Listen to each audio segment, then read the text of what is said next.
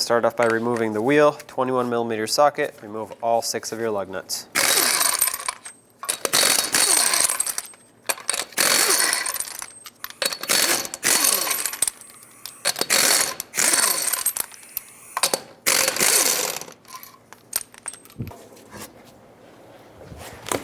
So I'm going to start by removing this clip down there off of this brake hose bracket. We're going to have to remove that bolt for the ABS wire. That's a 10mm.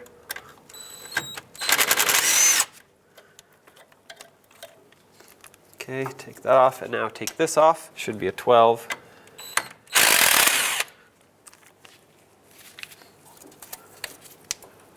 There we go. Try not to bend the brake line too much. With a 17mm, I'm going to remove this bolt and this one here.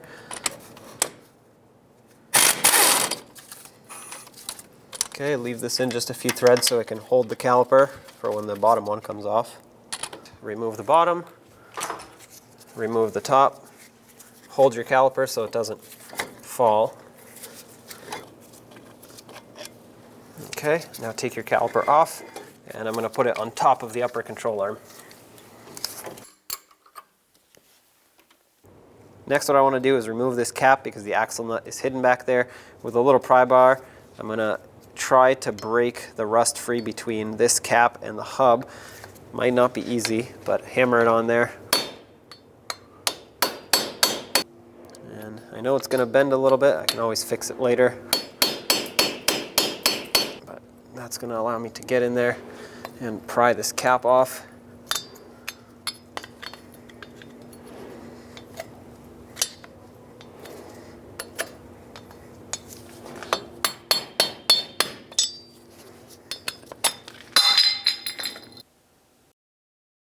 It out so you can remove it.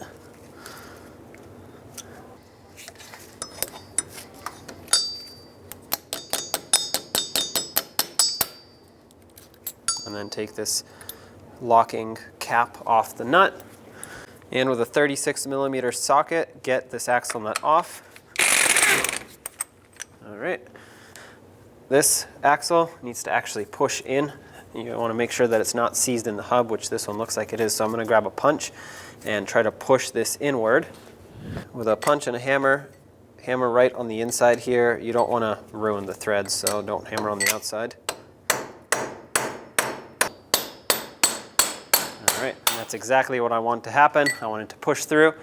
If for some reason you can't break it free with the punch, which is what happened for me, you can put the nut back on, make it flush with the end of the axle, and then you can use a hammer. Just be very careful when you do that. The next thing I'm going to do is remove this sway bar link with a 17mm socket. Because the whole stud is spinning, I'm going to gently grab it with some locking pliers. Make sure it's nice and tight. All right. All right, now you can take the sway bar link out of the knuckle. With an 18mm, I'm going to take the castle nut off of the tie rod.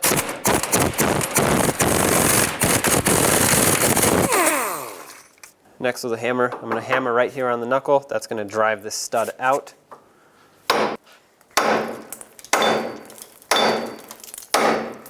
Remove the cotter pin for your castle nut on the top ball joint. I'm going to pry, it's kind of like a hook, and I'm going to pry the hook part away. There we go, pull that out. And with a 19mm socket, remove the castle nut. Now you want to put it back on just a few threads. That way when this breaks free, the knuckle doesn't come flying off. I'm going to remove the ABS sensor from the knuckle. It has two little push clips here. You can either pull them out of the knuckle, or just if you flip them open, they will let go of the wire. Just like that. And then with a little pocket screwdriver or little tiny pry bar, whatever you have, you can press on the connector that's in there, on the locking tab of the connector, and then remove the ABS sensor. There we go. Set this wire aside, make sure it doesn't get broken or pinched. I'm going to hammer right here on the top of the knuckle. This will release the stud of the ball joint from the knuckle.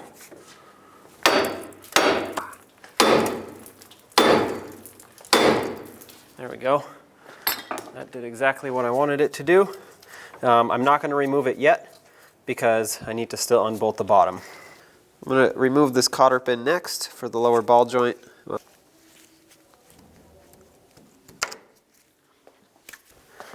going to take a 24mm socket and then remove this nut.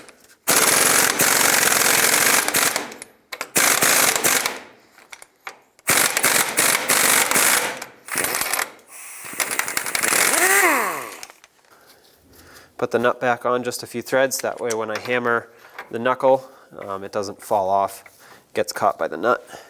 Now take your hammer and hammer right here. Make sure you don't hit the boot. You don't want to break it.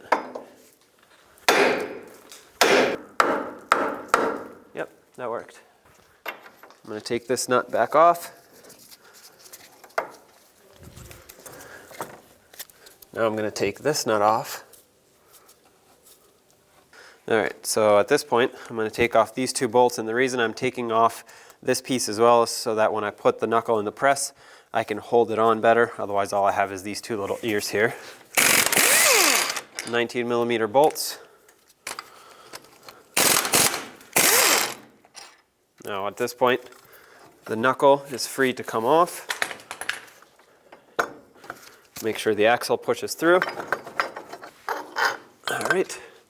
And there's your knuckle. I also want to remove this piece here and put it back onto the knuckle. Like I said, that way I can have a larger surface area for the press. So I have this set up in the press with my concoction here. Basically what you want to do is drive the center part out, that's the hub. You want to drive that out of the bearing. And so you want to find something that will fit right around this ring and not larger, because this is your bearing and this is your hub. So this for me fits perfectly. It even has this little center pin here to make sure it doesn't fall out. So at this point I have it supported so that the hub has room to fall down, or at least come out of the bearing. And I'm going to put this block in as a spacer, and what I want to do now is just press down. You want to make sure that your knuckle is as level as possible, that way it doesn't press at an angle, and you want to make sure it's secure. This one's pretty stable, it's holding on to 3 different areas here, so I think this is going to be just fine. So let's apply some pressure and see where this goes. You also want to make sure that the pressure is applied as centered as possible, so if your tool is not centered and it's applying pressure to one side, you definitely want to adjust it. Okay, now we're just going to apply some pressure, and then the hub is actually coming out very smoothly, so that's perfect. Sometimes it'll take quite a bit of pressure to break it free. That's normal, but mine is coming out perfectly. My little spacer piece is basically bottoming out up against this back seal, so I'm going to remove it and find something else to use here. Perfect. There we go. That's out. Release the pressure on the press. And now we can remove the knuckle. Remove your tool. And here's your old hub. Here's your old hub. If your inner race is stuck to the hub, you're going to have to cut a slice in it and drive it off. Mine is actually not stuck, so that's perfect. So this is ready for reinstallation into the new bearing. At this point, I'm going to unbolt the bearing with the 4 17mm bolts. If you still have your backing plate in here, obviously make sure that you take that off too.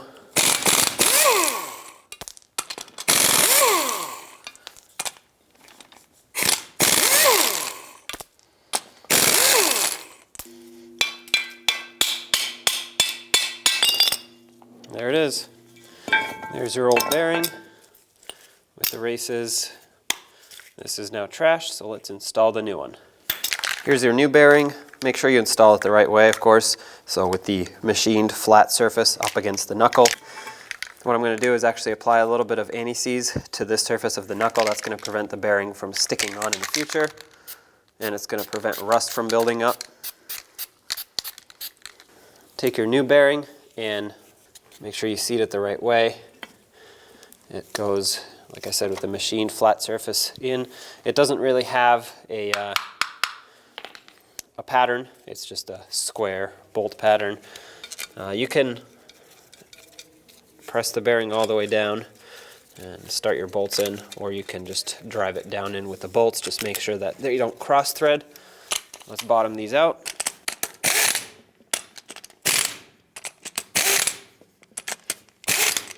And now let's torque them. Torque this to 59 foot-pounds. You'll notice I'm going in a cross pattern, and that's so I can seat the bearing on properly. So over here I have a flat surface set up on which I'm going to put my knuckle, but not this way. I want to show you that I'm using an old wheel bearing, and you can use anything else, a large socket, a block of metal, whatever you have, but basically it has to fit inside of this seal, but it has to rest on this inner race. And you want to hold that when the hub gets pressed in upwards that way, otherwise this will pop out. So you want to hold this. Now I'm going to take this, put it flat down up against my surface, which is level with the press, it's not at an angle. Then I take my hub, and I place it down in here. And this spacer, I'm going to drive it down into place. Okay, once it's close, before I start pressing down, I'm going to make sure everything is level and centered. And there we go, right there. Now, try to do your best. If it's not 100% perfect, if it's just very, very slightly off, it'll fix itself as it goes down, but just try to do your best. And at this point, I'm just going to press the hub down into the bearing. And as you can see, mine is going in very smoothly. If for some reason yours is not, what you need to do is stop, figure out why it's not. Maybe it's crooked, maybe something's binding up. Adjust whatever needs to be adjusted, and then continue pressing. And I'm going to go all the way down until it's bottomed out and I cannot drive it down any further.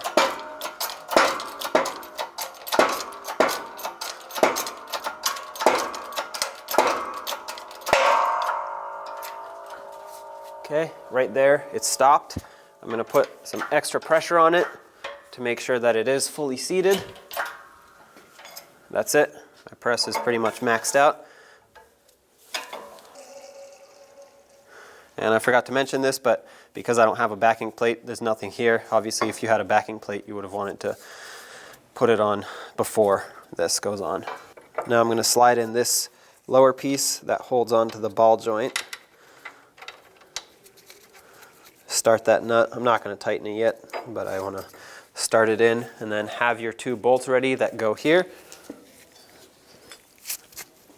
Take your knuckle, slide it up and into the axle, line it up with the two bolt holes, and then start in your two bolts on the bottom.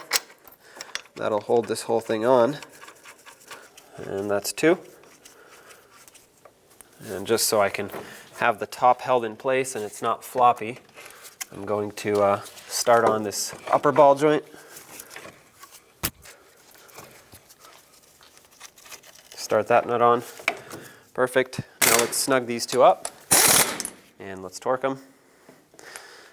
Torque this lower nut to 103 foot-pounds. Torque these two bolts to 166 foot-pounds.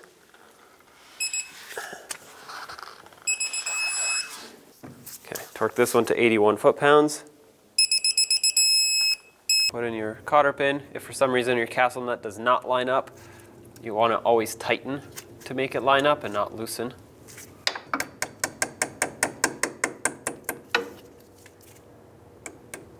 Bend it over to lock it in. All right, now install the cotter pin on the bottom.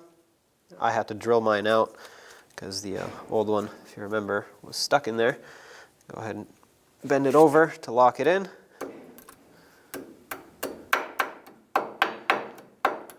Now I'm going to reinstall the sway bar link. Put that nut on and snug it up.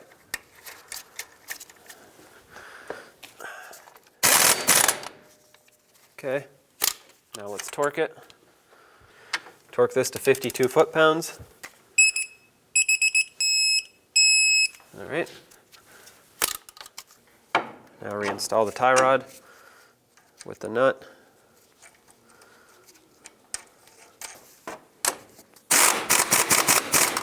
Let's torque it to 67 foot-pounds. All right, and again, if your slots don't line up, always tighten, never loosen. Looks like mine is basically just about right there, so let's put a cotter pin in.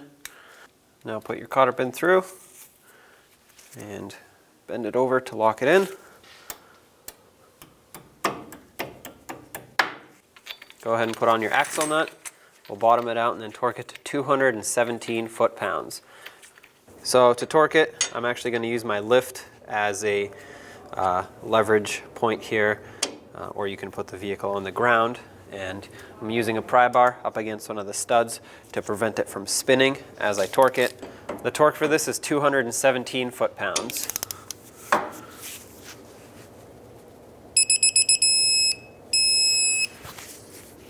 All right, take this out, and now let's lock the nut in. Put on this little locking cap here and make sure the slots line up with the cotter pin hole, and reinstall your cotter pin. Okay, make sure it's all the way through, and then bend it over to lock it in.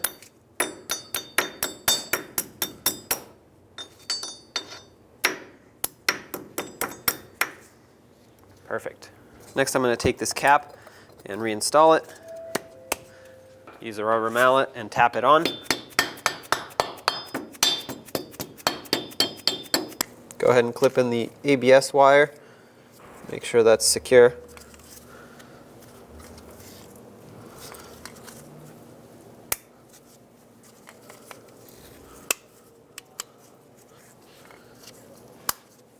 And plug it in.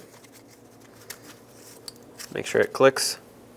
Go ahead and reinstall your rotor. I coated the hub with some, before I reinstall the rotor, I want to point out that I coated the hub with some anti-seize, and if yours is dirty and it has rust buildup, go ahead and clean that off with a wire brush or sand it down, whatever it takes.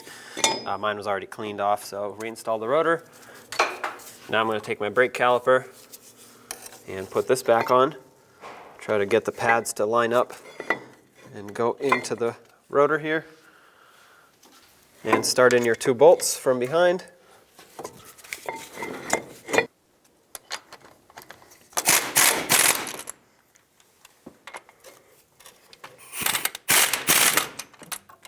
$91 foot-pounds for these 2.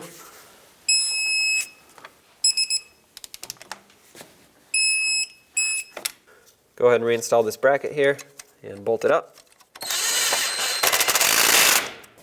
There's another bolt back here for the ABS wire. Resecure that one as well.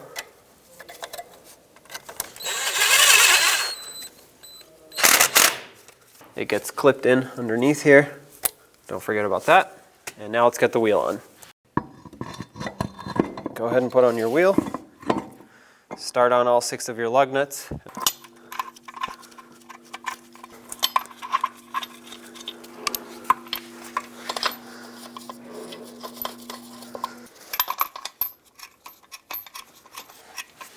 Snug them up.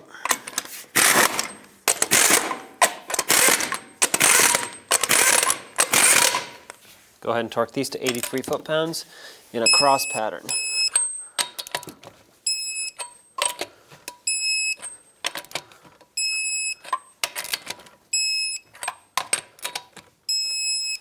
All right, you're all set.